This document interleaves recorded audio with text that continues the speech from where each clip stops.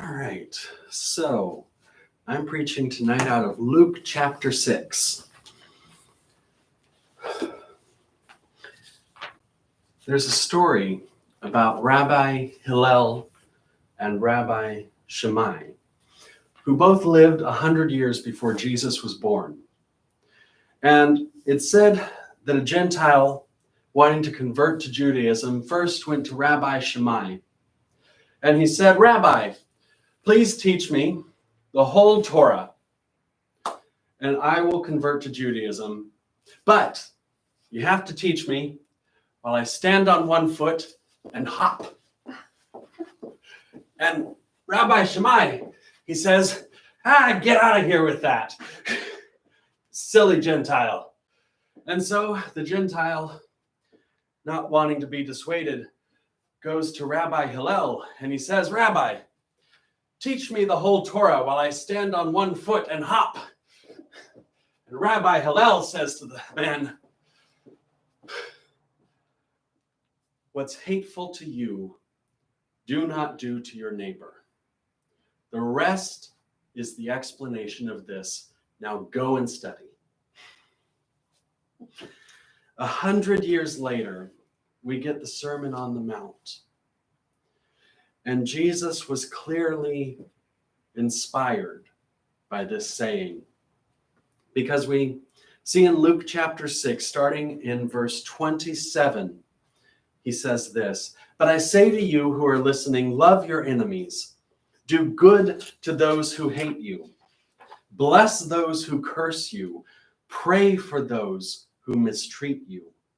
To the person who strikes you on the cheek, offer the other as well.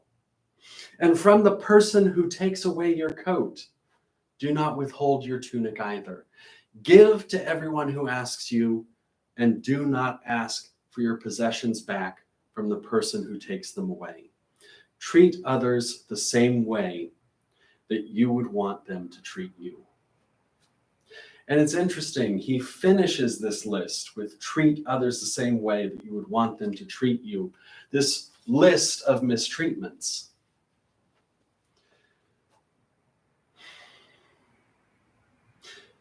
He's clearly thinking of Hillel's, "What is hateful to you, do not do to your neighbor." Because we get a list of mistreatments, but then he goes and turns it on its head. Treat others the same way you would want them to treat you. Think not of these hateful things. Think instead of how you want to be treated. Think instead of how you want your neighbor to love you. Because when we focus on what is love, when we focus on the fruits of the Spirit, we find that we are much more readily able to produce them. But in Jesus's day, as it is today, too many people thought of the Torah as a book of law. In other words, if you do this, this will happen to you. If you do this horrible thing, these horrible things will happen to you. And they didn't think of it in the other sense. The Torah not only means law, it means instruction or teaching.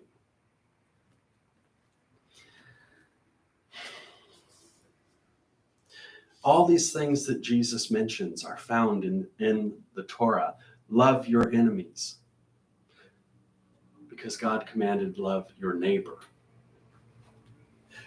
Bless those who curse you.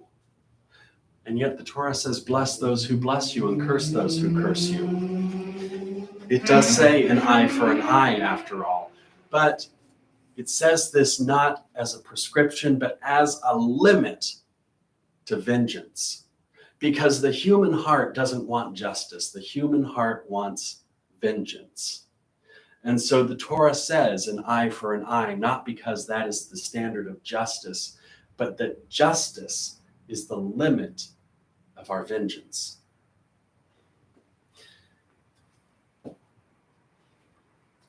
He says, the person who takes your coat, do not withhold your tunic either.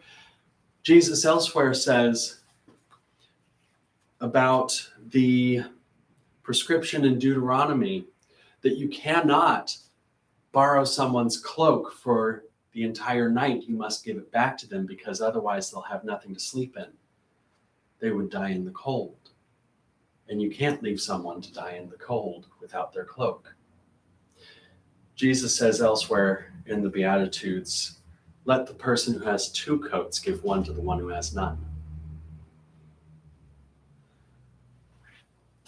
But here he says, if they want your tunic, if they want your cloak, if they want your blanket, give them clothes too.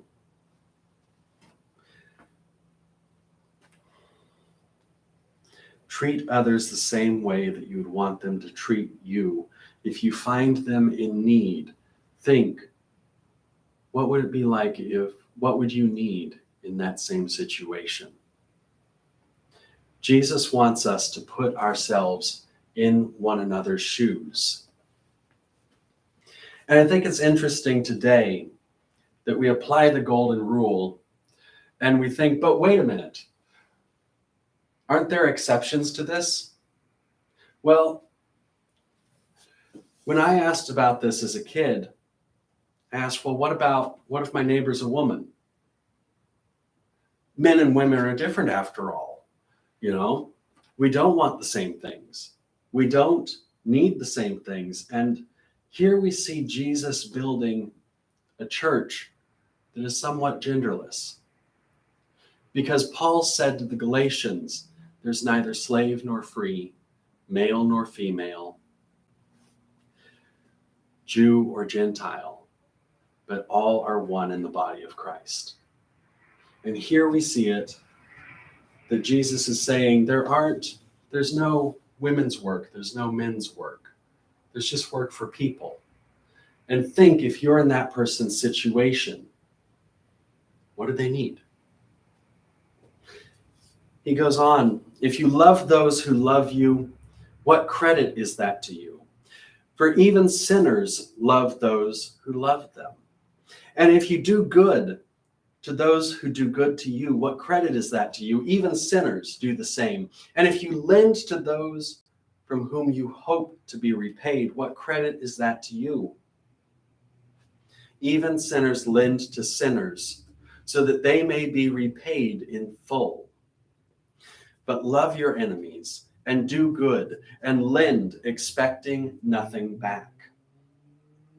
Then your reward will be great, and you will be sons of the Most High, because he is kind to ungrateful and evil people. Be merciful, just as your Father is merciful.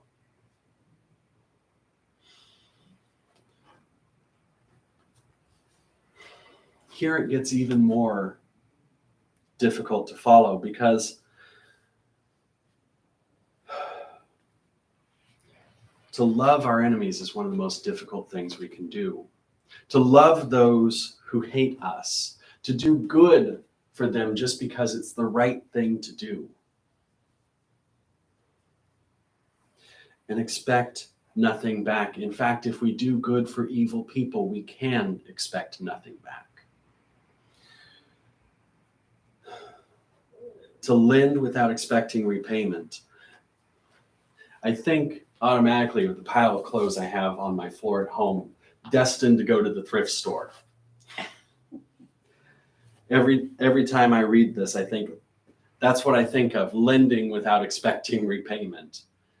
You're just giving it away. But here he says, be merciful as your Father is merciful, because he is kind to ungrateful and evil people. Elsewhere, Jesus says that God causes his rain to fall on both the righteous and the wicked.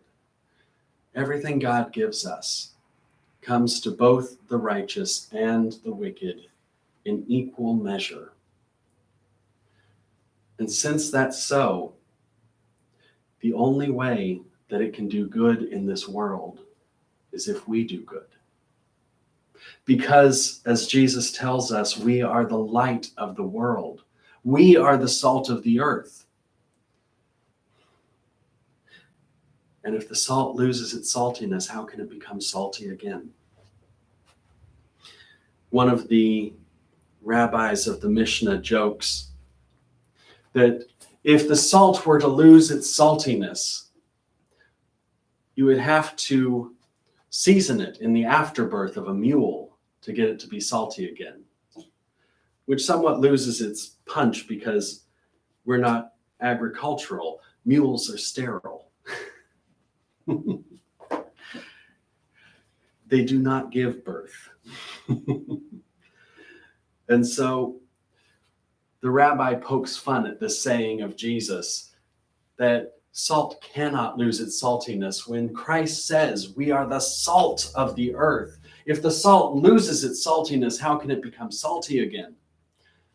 If we are the sons and daughters of God, if we are brothers and sisters of Christ, then the salt that is within us can never lose its season.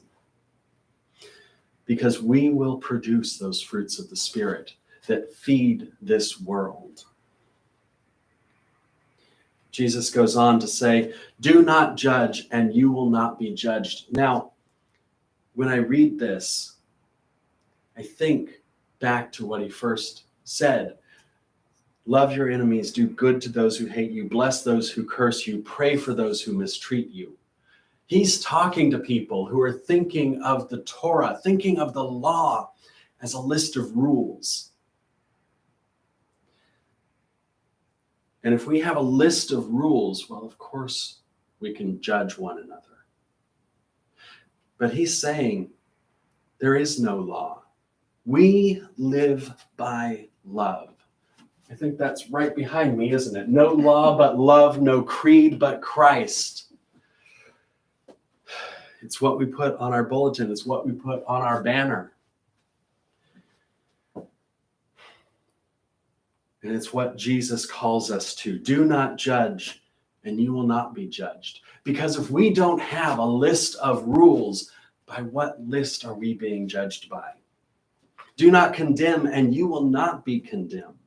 Forgive, and you will be forgiven.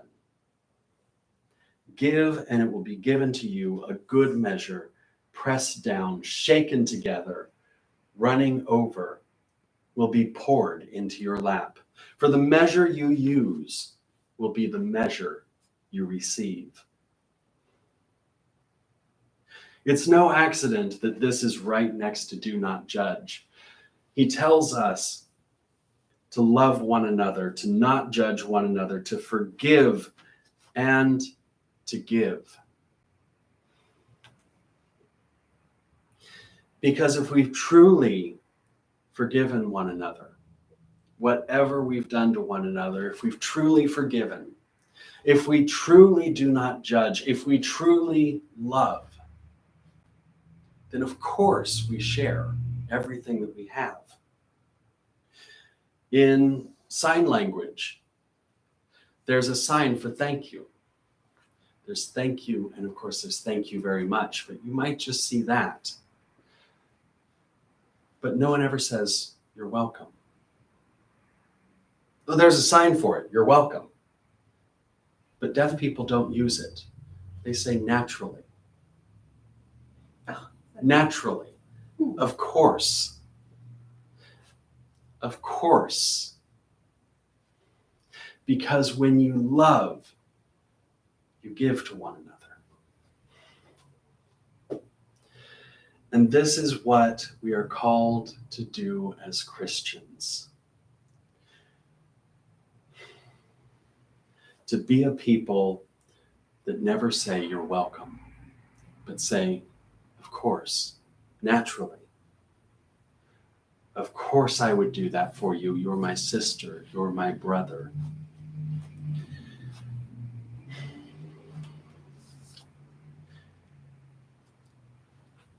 Jesus did this for us in his very last hours on earth. When he went to the cross, when he died in our place, when he defeated death to rise again. And in defeating death, he gives us hope for eternity, because we know that the greatest predator of all mankind has been defeated. And we know that there is nothing that will ever separate us from our brothers and sisters whom we love. We know that we will have eternity. And we know that when we stand on the judgment day and we are called to account and the books of our lives are read, there will not be a single sin recorded. Because don't you know, when we look in the mirror, we always see our faults. But when others see us, they never seem to notice, because we're our harshest critics. But our brothers and sisters never notice those things. And those things that we did that required forgiveness, those things that went against that list that we keep in our heads, they already forgave those things. So it's not a book of account of all the wrongs we've done in the world. That's not what Judgment Day is. It's the home movies of our families that we make. It's the memories that we prize, and the pictures that we take when we open up the albums on people's birthdays and say, oh, you remember when they had a full head of hair? Do you ever remember being that young? That's what Judgment Day is. It's family movie day for the family of God. And we'll all be there, every one of us. If you're not sure whether or not you'll be there that day, then we'll pray for you. If you're still not sure because you haven't been baptized, we'll baptize you.